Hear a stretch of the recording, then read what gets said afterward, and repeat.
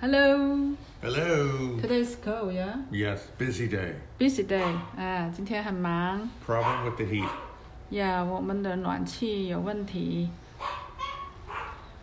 所以我们不做英文视频啦。请大家有时间就多看看我们的英语视频，有几百个视频，看看这是师傅的车，他来了，今天是第3次了。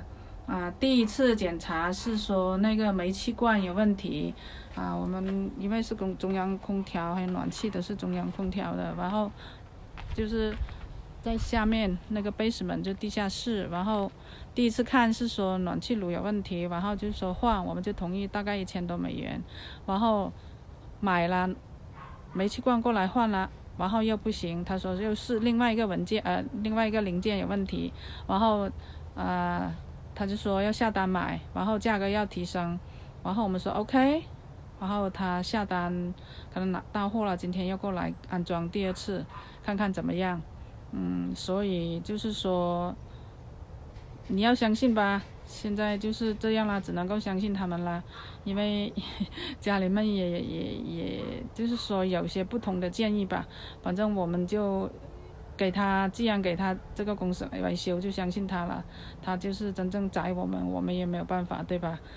原来是说$1400，现在搞到1700因为他要换2个零件，原来说是换1个，所以所以说看看吧，希望他换了第2个零件就能够修好。因为我们去年请第1个师傅过来看，他就说那个煤气炉没有问题，就是可能是开关问题，但是因为疫情太严重，他告诉我们他感染过病毒，所以我们就不希望他进来了。所以就现在是第2个工人进来。工人在车里面，我没有注意到他在车里面，是一个黑人师傅。